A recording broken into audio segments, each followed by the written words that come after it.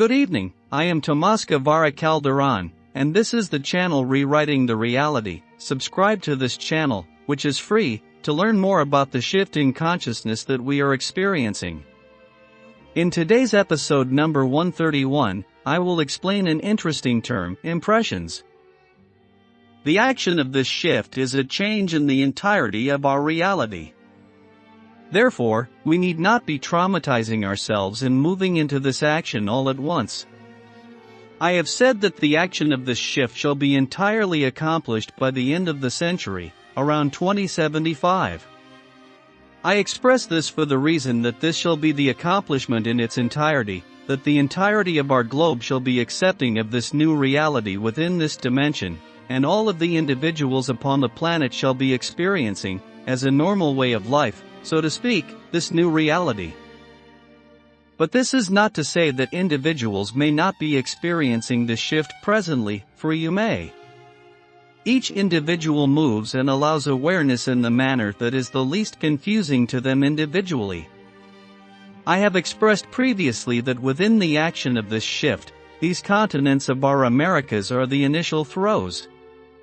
Therefore, individuals within these countries upon these continents shall be beginning the action of this shift, for this is the direction that we have all chosen within our officially accepted reality, to be creating mass events which are expressions of source events. Other mass events have been expressed in other countries and continents and spread throughout our globe. This shift in consciousness within our linear time period initiates upon these continents and moves outward upon our planet, almost to be described as an atmospheric change upon our planet which moves within a wave. This location is the beginning point of our wave. Therefore, individuals within these continents are experiencing initially.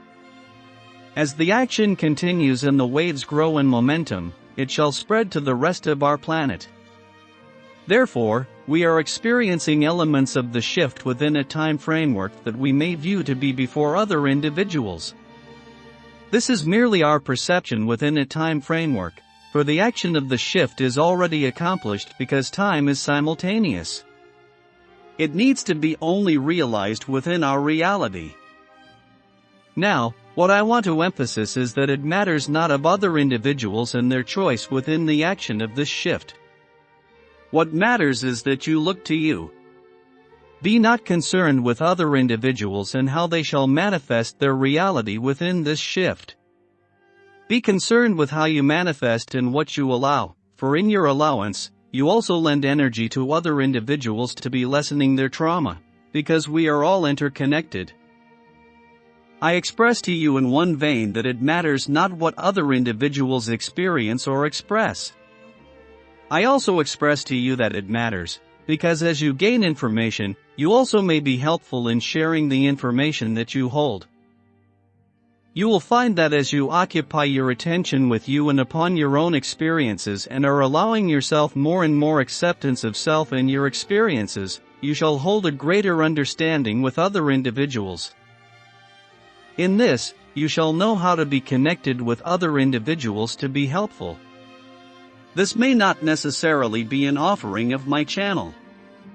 This may be that you, in interaction with another individual, may recognize experiences and feelings and confusion within them that you also have experienced. In this, you may offer helpfulness to the other individual, in expression that they are not experiencing lunacy, that in reality, their reality is altering, and this is the point. Attempt to be allowing yourselves to enter into areas of experiencing within this shift, and not holding fearfulness, and continuing to focus your attention upon the present now, for no other exists.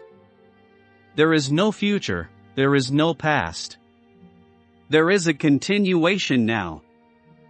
Therefore, allow us the experience within the now, and be trusting of ourselves. As you allow more of your widening and your experiencing, you also allow yourself more of your language to yourself.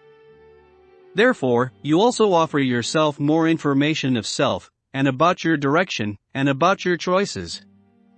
If you are concerned about yourself futurely, you are distracting yourself from listening to yourself. Individuals can ask, "What shall I do?" Which direction shall I move in? But sincerely you may answer these questions for yourselves if you are only listening to yourselves. If you are focusing your attention within the now, you may be surprised by yourselves that your inner self shall speak to you within impressions and impulses, and that small, quiet voice within you, which shall offer you your own direction and give you your answers. You need to hold no dependence upon other individuals or this channel for your answers, for you magnificently may offer these answers to yourselves. It is merely a question of remembering and listening to self, and you shall know within you when you are speaking to yourself. You shall hold a recognition of impressions that in your terms shall feel right to you, and you shall know which direction you wish to be choosing within your probabilities. This is the point, and why I express so very often to individuals that they focus upon the now and self, for in this, you need not be inquiring of anyone. Of course I may be offering you explanations of our reality, and I may be offering you helpfulness within your confusion, but this channel does not choose your probabilities for you. No essence chooses probabilities for you. You choose for yourselves. And as you are listening to other individuals or even listening to what you view to be other essences expressing to you a direction that you must move within, hold this as suspect, for no other individual may offer you your direction. As we are allowing ourselves to be connecting within our impressions and we view ourselves to be drifting off and not connecting with this reality and allowing our imaginations to be running amok, we are in actuality connecting with the action of this shift. Our imaginations are not running amok. Our imaginations are reality.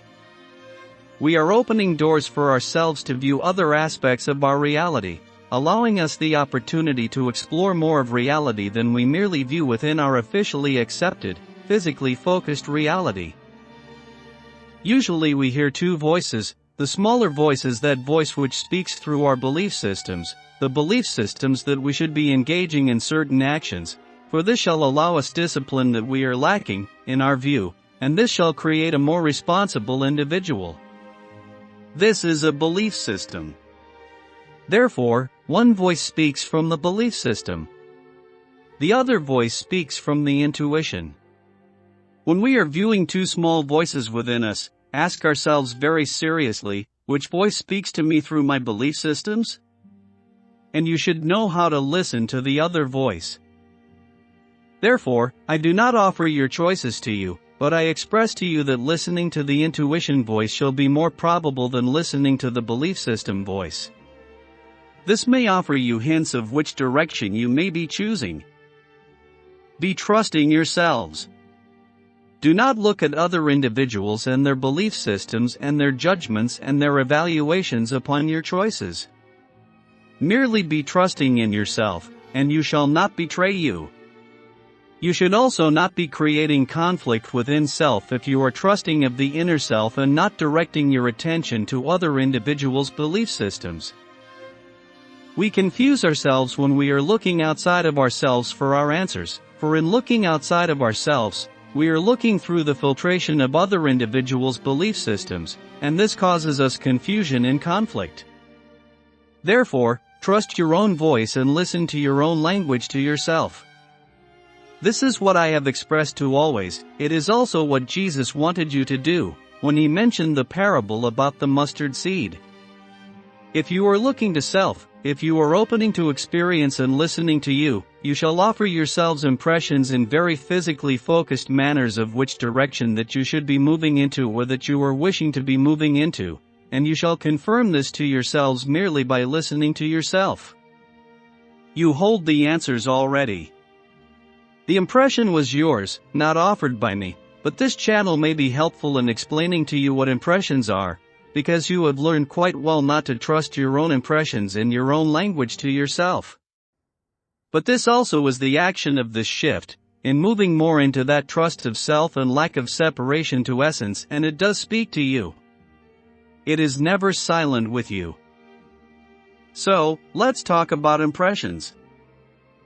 In psychology, impressions often refer to the initial thoughts and judgments you form about a person or situation upon first encountering them.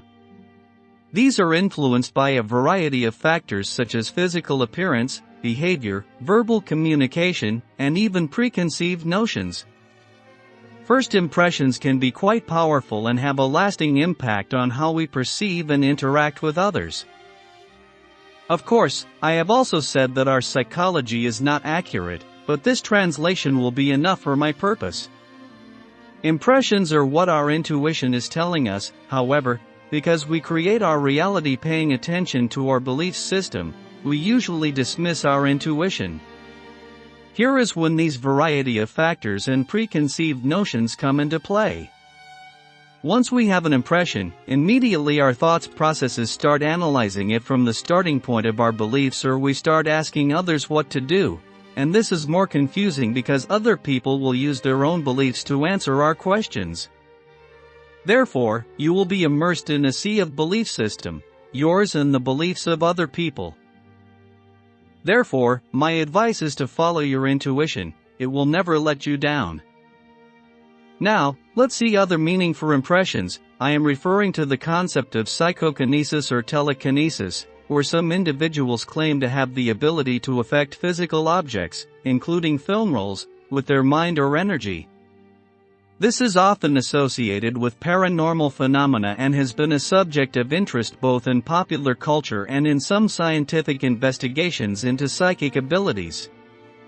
However, our science community says that there is no conclusive scientific evidence supporting the existence of such powers.